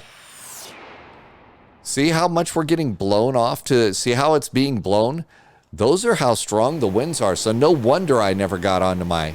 I was always to the right of the course that I wanted to be on. We're going to need to go and set ourselves up a little bit more on this one, though. So I'm going to go and let's start turning ourselves a little bit closer. And what I'm basically following right now is this course heading right here. I want to start going more direct towards the station right now and don't really care where we are. How far off we've been. Oh, look at this. We're finally getting close enough. How about that? 97 miles to go. Throttles are at idle. We're descending at about 2,000 feet per minute. It's going to stop us at 2,000 feet. Let's also, now that we're here, I'm going to go ahead and I'm going to dial 283 over here. 283 for our landing. 283. And because I'm basically navigating by this, I just want to point myself straight at the VOR at the moment. After the VOR, we're going to be making a right turn. By the time we get to the VOR, we should be able to navigate visually. We'll also probably have the ILS, and so we'll kind of start flying course and vector ourselves around. While you're new to all of this and you're not on VATSIM at your first flights, this is a great tool for vectoring yourself around. Wow, look at how far off to the side I am. There is Eugene, Oregon. I don't know what goes on in Eugene. No idea. But everything's good. Our descent appears to be in good shape. If we were on VATSIM, we would be announcing intentions. And if you're new to this VATSIM kind of thing, one of the things to think about for VATSIM is something that actors might refer to as practice your lines, okay? So your favorite movie star and all that, you know, before they get in front of a camera, they rehearse their lines. Well, it's kind of the same thing. You're not in front of a movie camera, but you are getting on a microphone, and people find that awfully intimidating. So some of the lines that you can practice, like one of the first things you're expected to say on a VATSIM radio is call up for clearance. So what would you say? Start thinking about things like that. All right, what my call sign is, United 441. What are you? Boeing 737. Where are you? Gate 69. What do you want? Clearance to Portland.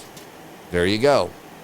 And so if you start thinking along those lines, and actually, unless, you know, you've got, you know, a little brother, a little sister, or, you know, or an aunt or an uncle or somebody that's going to tease you for practicing your lines, say it out loud.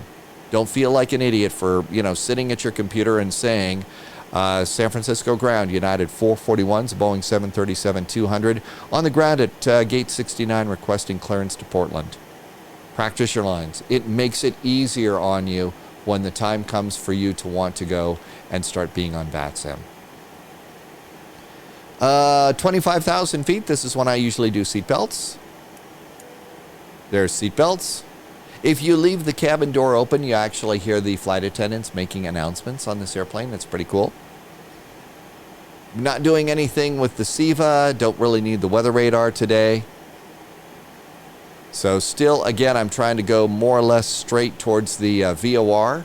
And as we get a little bit closer to it, I'm starting to move my heading closer to it, realizing that the strong winds are going to be blowing me off to the side here. So this is really what I'm doing here. We're 75 miles. We're going to that VOR. At this point in time, we could also now go, and since we've started the descent, I'm going to flip this over to the ILS. And when this thing becomes active, that means I'm picking up the ILS. There's 24,000 feet. We're 73 miles out. I think we're coming down a little bit too fast. So I'm going to go and I'm going to start pushing my throttles forward a bit. We're going to speed up a bit, which is going to reduce our descent rate. There we go. You see the descent rate is now up to about 1,500 feet per minute. We still got 70 miles to go. And, you know, we got what? 20,000 feet? So we don't need to descend quite that fast. And let's see. This is all looking pretty good here. We're coming into some clouds. So if we look over here in front of the co-pilot, we see the temperature outside the airplane is pretty close to zero, a little bit below. So anti-ice is going to be a thing. 10 degrees or below if you are in a cloud or in any kind of moisture. Engine anti-ice, otherwise engines will ice up. On this old bird, anti-ice, we have wing anti-ice and engine anti-ice. So we got those all ready to go. All right, how's this? 22,000 feet, 65 miles. We're adding a little bit of power here to hold 270 knots. I might add it a little bit more, but not much. So we get ready to come into the clouds. So much for getting to see the volcano mountains. Passenger signs are on. Radar altimeter is set. 10,000 feet, speed down a little bit. Reduce speed, 250 knots. Because it is so windy, I'm going to go and reduce my speed to 240 knots because I don't want to go faster than 250 if the wind's going to blow me around a bit. Landing lights on. Remember the big bar that we hit up here? Whoops. So we can hit the big bar. That'll take care of those. There's 20,000 feet, 60 miles to go. I'm going to add a little more throttle here. I still think we're a little bit low on this descent at the moment. I'll probably be, probably end up being made a fool of on that, because I usually am. So by now you've probably heard in the world of flight simulation, the whole world, as of right now, in full anticipation of another 737 being released. So I wanted to get this video. I've been wanting to do a video on this airplane for a while, but there's another 737. Of course, over on Twitch, we're going to be having all sorts of fun with that airplane. Can't wait to see what it does. But that's going to be later after we get this old bird on the ground. And seriously, this kind of flying is actually, in a way, this other airplane's going to have a flight management computer and GPS and all those other things. This is a little more challenging, I think, at least for me. But, maybe, I'm weird. I don't know. Anyway, like I said, I think this is a much more challenging airplane. Okay, we're getting lower, and so my guess is the winds are a little bit less. Let's go ahead and continue I'm just knocking the heading off by about 5 degrees until we got this thing straight towards it. After we get there, you can look over at what you did on SkyVector. So we're coming up here on SkyVector, and here is our VOR. Our heading, it's going to be 21 miles and 028. I'm going to probably go more like 040 degrees. I want to go a little bit more like this so I can set up for my ILS. So we'll call it 040. And because I'm over here and I've already thought about it, I might forget. I'm going to use this as my bug to remind me that that's going to be my turn. So that'll be my turn in 47 miles. And we'll see how well. 18,000 feet. Next step is altimeters, 2994. I always usually change my backup altimeter first. And then after the backup altimeter, I'll slide over and do the co-pilot, and then finally the pilot. That way I can stay ahead of it. There's 18,000 feet, 2994. And finally for the pilot, 2994. Altimeters are set. We are 45 miles out. We're 17,000 feet. Now I feel like I'm getting a little bit high. I'm going to go and reduce my throttles a bit. Now, there is math, like I said, that you could do. And we could probably figure out exactly where we're supposed to be in the skies. I would just as soon sit here and drink coffee and fly my airplane. I can do math another day. And eventually I do actually, and yes, there is stuff that you can do, and I do suggest eventually you do that. But this is also flight sim, and I really think that it's important that you have fun with airplanes. Have fun with your airplanes. These are fun, and the simulations are getting better and better. There is no way I will ever get to sit in a cockpit of something like this, or my favorite airplane right now, which is the MD-11. But with the sims right now, we can really have some fun and learn about these airplanes. I don't think that there is a better time to be doing flight simulation than right now. And can you imagine what it's going to be like in 5 years? I'm not kidding. The scenery over on the other simulator is great. We're months away probably from the release of X-Plane 12 at the time this video is being made. X-Plane 12 scenery is going to be better. The sim itself is going to be more efficient, and the airplanes will be amazing. So, like I said, now couldn't be a better time to be involved in flight simulation. Space flight simulation is really pretty good. The Orbiter 2016 simulator is free. The people that are still making modifications for that sim have made some really great SpaceX types of spaceships. And boy, if you want to talk about some rabbit holes, that's called rocket science rabbit holes. So now's an incredible time to have a computer and be able to learn about these things.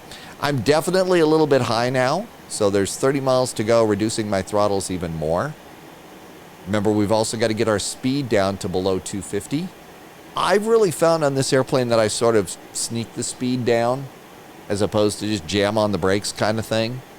I don't know if that's the best way to do it, but it's what works for me. Morning coffee. I usually start sneaking my speed down when we get closer to 12,000 feet is when you'll notice that I start sneaking the little airspeed knob down. There's 13. We're 29 miles out from the VOR. I don't want to be at 2,000 feet at the VOR, but, you know, we should be closing in on 2,000 feet as we get close to the ILS. Still keeping an eye on the clouds. Co-pilot should be keeping an eye on that outside air temperature, making sure we're not going to ice up. And look at that. We've actually climbed a few degrees. So it's minus 10. So I misread that. This thing was blocking it. I thought that was 0. No, this is minus 10. That's 0. This is the safe from ice line right there. So see how easy you can misread a gauge? So there is our 12,000. We're at 270, the nice little descent. So we got to knock 20 to 30 knots off our speed here in the next 2,500 feet. Look at that, 44 miles. See, we're now picking up the DME from the ILS.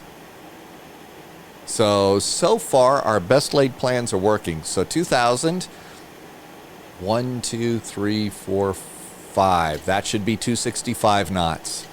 Shouldn't affect our rate of descent too much, but our speed is, we're going to slowly bleed off a little bit of that speed. So that's good. Still keeping an eye on the clouds. Still keeping an eye on this. And actually, as we get lower, look at this. Look at how much we're warming up. So we're almost to 0. I mean, you can almost see the temperature gauge moving. I still think we might need a little bit of anti-ice coming on in. Okay, there's 265. 1, 2, 3, 4, 5. Another 5 knots to 260.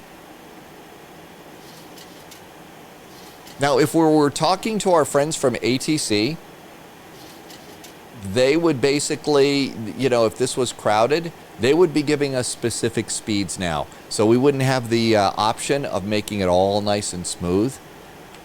So when you finally get on VATSIM and stuff like that, be ready for you know, you having to maintain the speed that ATC needs you at. But for this, for learning, this is perfect. 10,000 feet, looking pretty good. We're going to go ahead and do the lights. Let's also do an attendant call button. I've noticed that a lot of airlines do an attendant bell at right around 10,000 feet. And let's go ahead and knock this down. And I was a little bit weaselly on these, so let's go ahead and knock that down to 240 right now, so we don't get a speeding ticket. Let's also go over here. Let's get our speed. Speed bugs are now set. We've got the speed card up. We're going to be landing at flaps 30. This the speed card system in this airplane does all the math for you, which is great. 10,000 feet, our airspeed is 240. We're not getting a speeding ticket after all. And we are 12 miles from the VOR, 33 miles. So we'll be making that turn to, like I said, I'm going to go for a heading of 040 degrees. And hopefully that helps us angle on in. Start reducing a little bit more of our throttle. Now, when you get to your final plunge altitude, when we get to the bottom of the descent, be ready to slowly advance your throttles to at least 70%, maybe more. Otherwise, your airspeed, this is a metal airplane. If you don't hold your airspeed, you fall out of the sky. And it's uncomfortable. So be ready with that. I'm also slowly making my airplane turn towards our VOR. 9 miles to go. So we're kind of finally in the spot in the sky where we're supposed to be. Those winds were strong off the coast. We'll probably be 20 degrees off from our turn. 8 miles off. the VOR.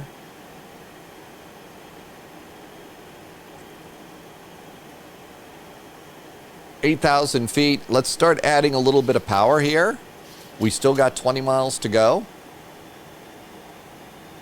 Okay, we're looking good there. I turned a couple of clicks too much past the VOR, but you know what? That's okay. So what we're going to do is we're going to wait until this thing, this arrow flips around. That means that we've gone over the VOR, and then we're going to turn to 040 degrees and start angling our way into the ILS.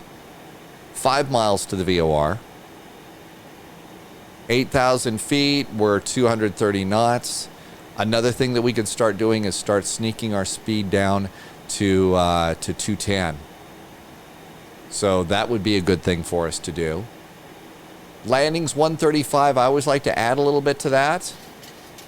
So let's go down here, and we're going to go down to this airspeed. That way we can start throwing out some slats and flats. Slats and flaps.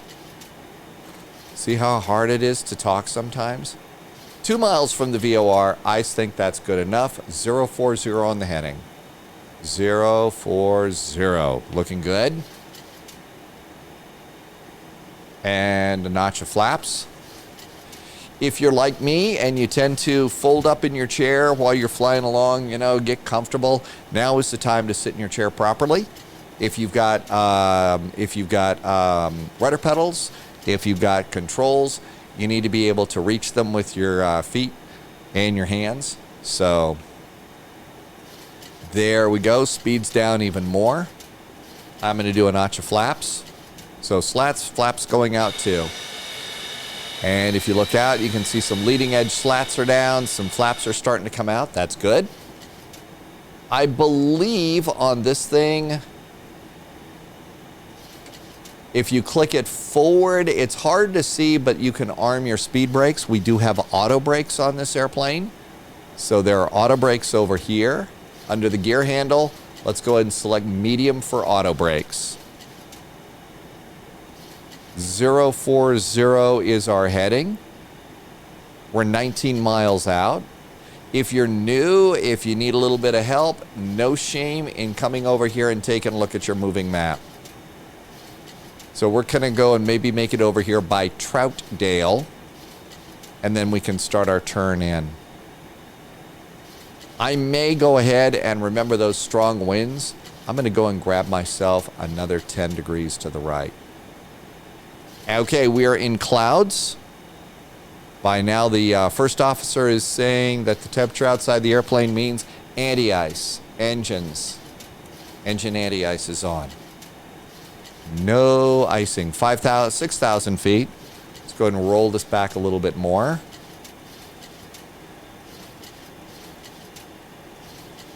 Okay, let's go ahead, and we're 7 miles away from that VOR. Let's go ahead and turn on the ILS over here. So now we got the ILS over there.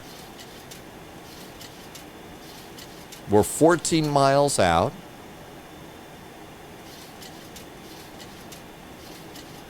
If you need the help, use it. Look over here. We're slowly coming out. That looks a little bit better. Although I would have suspected that we wouldn't need to be doing this turn, but we apparently do.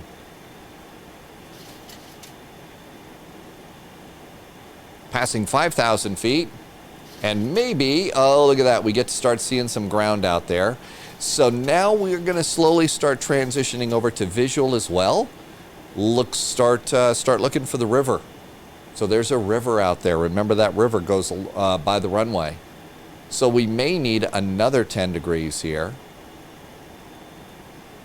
So let's go ahead and do that. I'm going to reduce the throttles a bit, get ourselves to 2,000 feet.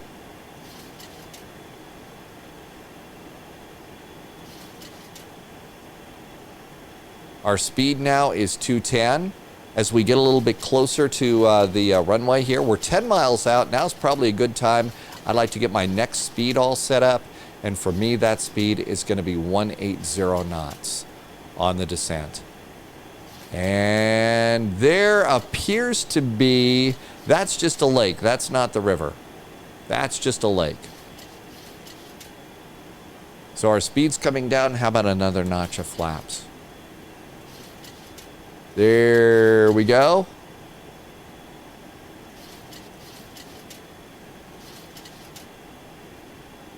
Generally, I'm doing flaps 30.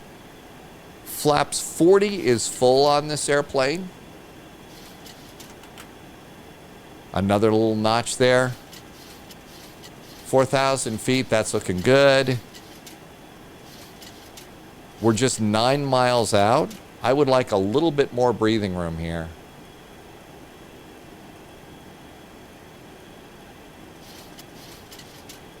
So I'm doing even more of a turn away from the airport. Almost a reciprocal course out here. Because we're just 9 miles away. I want a little bit more room.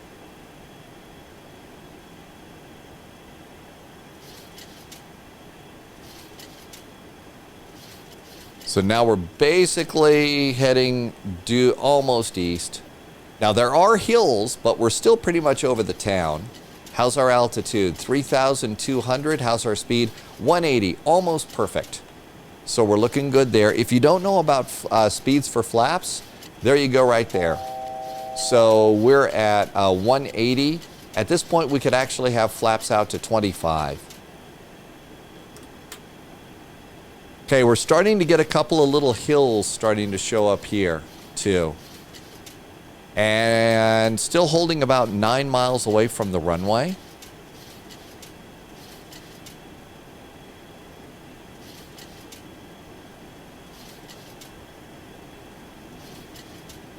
There's these little foothills around town. How about 10 degrees to the right now? We're going to start heading north. See if we can't start picking up on this. 2,000 feet. Remember what I said. Get your throttles up, ready to go. See, our speed has already started to drop. It drops like a freaking rock. 150 it dropped all the way down to. I want 180.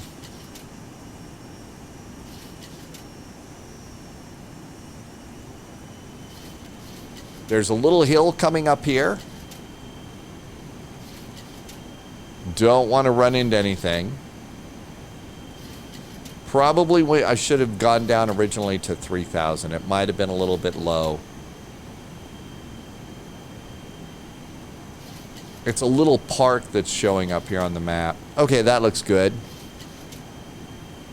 Now another thing you can do is let's see if we're showing up on the ILS chart now.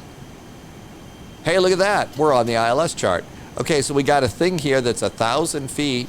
So we're 1,000 feet above these little hills. Here we are. We're coming on in here. That looks good. Go ahead and put that on your other monitor if you have that. We're 10 miles out. How's our speed? 200 knots. So I have too much throttle now. I wanted 180. There's so much to do in this airplane. I say landing gear. And whack the microphone a little bit. There goes our wheels. Okay, that looks good. I see the river. Let's go ahead and start turning in. How about 030?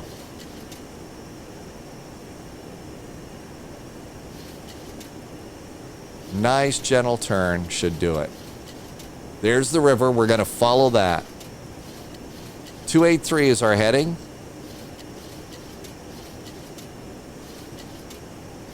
There's 343. How's our speed? 180 knots. That looks pretty good. Let's start reducing a little bit.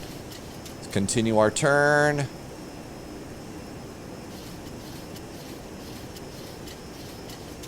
I got glide slope. Localizer is now in there too. Let's get a little bit of help from the airplane. I'm going to go over here and we're going to go to VOR lock, which should actually help snag the localizer. Don't count on it. Sometimes I screw it up and it doesn't work. Oh, it got it this time. Always get a little bit of help, especially with low clouds like this. We have glide slope is indicated. It's not alive. There's our localizer. I've got the runway ahead. Start reducing our speed. Here comes glide slope. We're talking 135. What's our flap setting now? We can go one more notch, and then that's what I was going to do for landing. Nope, actually, we're going to go 2 more clicks. Speed's coming down good. And verify that it actually snags glide slope. It might not. I think maybe I had to be auto approach for that. Yep, it didn't. Auto approach. See if it gets it there. If it doesn't, okay, it appears to be getting it. There's our speed coming down. Whoa, whoa, 110. Stick shaker. We're stalling. I was spending too much time fixating on did we grab the glide slope and not watching my speed coming down. Land at 130. See how so much happens at once here. See, we could go ahead and shift the flight directors over. That probably would have helped me too. Okay, there's 140. Throttle back down to hold about 140 for the landing. We are on glide slope. We're on localizer. Final checklist. Gears out. Flaps are out. Speed brakes are set. Auto brakes are good. Cabin secured. Top is on your coffee so you don't spill it. 140. All is looking good. We are 5 miles from final. Excuse me. We've also got low clouds in the area. I'm going to let the autopilot do a little bit of work for me right now. It's okay to do that, but eventually, let's get ready to go and take control. Autopilot's off. Captain's got the airplane. This is not like the Airbus. In other words, you need to be ready to make changes. It's also going to flash red. Just click it, and it'll turn you off. And now just watch your approach. Watch your airspeed, 140. That looks good. Glide slope a little low. There's the bridge.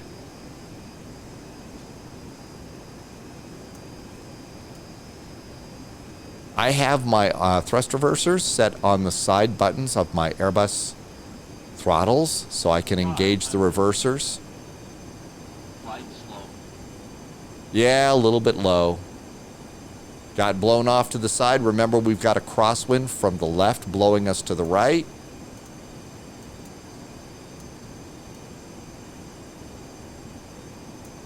Still a little bit low. My fault. I'm hunting for butter.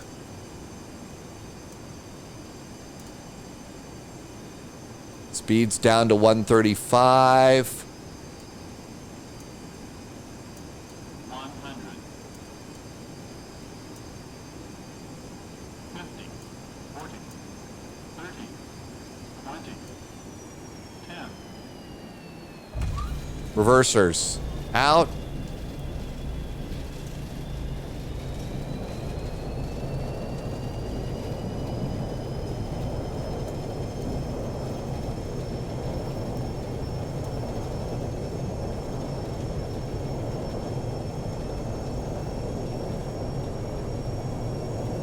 Manual brakes. Stow the reversers. Manual braking. Off the runway. Flaps up. Speed brakes up.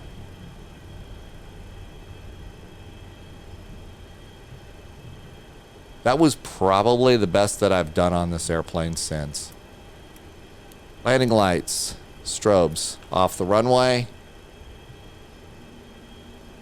One of the other cool things about this airplane that FlyJSim did is when you do the brakes, they squeak. PMDG did that with the DC-6, by the way. The brakes squeak on that old airplane, too. Let's get rid of the speed card. United parks down here. So we'll go and grab ourselves a gate down here. Watch the replay. That's the other cool thing that we get to do here with X-Plane.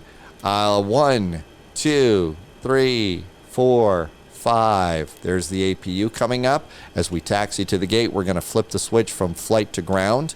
That way we can open the doors. You know, pressurization and stuff. Okay, we're off the runway. TA to the gate. No, not that TA. Keep it clean. Okay, there's Echo 2. This is United Land. Let's go ahead and grab Echo 2. If you are flying on VATSIM and you really want to impress VATSIM ground controllers on arrival, if you take a look at your charts and know where your airline would park and give them a gate number, that's really kind of cool too. They like that. Adding a little bit of power here to keep us going around the turn. APU should be coming on up here.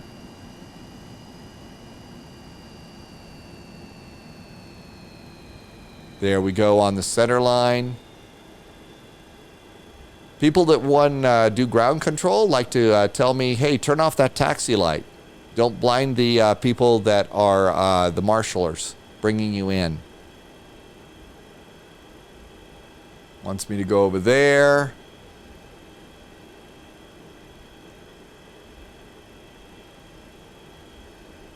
Throttles are idle.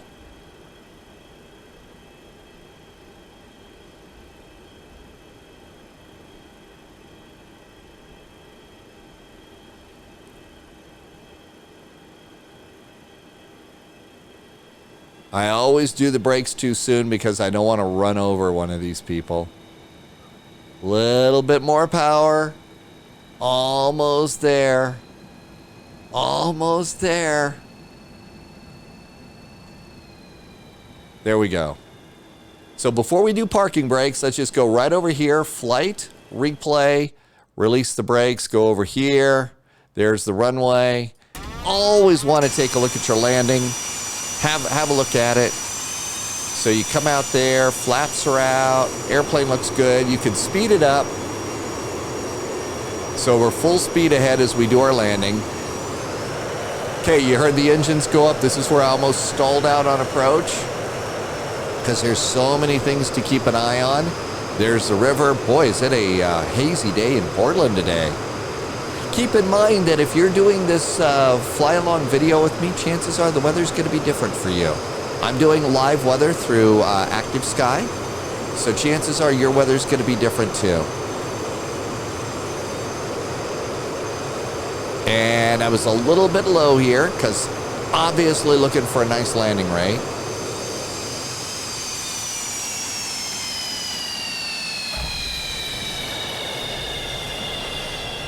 How about that? And the old clamshell reversers popped out too, so that worked great. I hope you like this. I hope that this helped you out. I hope it was good with your flying this old classic bird. We're expecting another one soon. So it's going to be a more modern 737. It's going to be on the other flight sim. But don't forget this one. This one is a challenge, and you can fly it VOR to VOR. And I think it's a great airplane. So I hope you enjoy it too. I hope that you also like the flight too. And you want to join us over on the spy flight. As always, I like to say this is not about the right way versus the wrong way. This is just the stuff that works for me. Leave your questions in comments. I'm still really new here on YouTube, so I still read every one of them, and we'll answer them in either a video or in chat. Also, if you did like what you saw, I am new to YouTube, nowhere near being monetized, and if you'd like to show some support, it would be very much appreciated, and you can do that over on Twitch where I can be supported. And I hope you would join us on Twitch anyway for some of our spy flights. They're always group flights. They take off usually Tuesdays through Sundays at 1900 Zulu. As always, oops, I meant to go to this one, not me. Sorry about that. I need to move that button. As always, thank you so much for flying along. I hope you are doing well. I hope you're staying healthy and safe. And I will look forward to seeing you in the simulated friendly skies again soon here on YouTube and even sooner on Twitch. Cheers.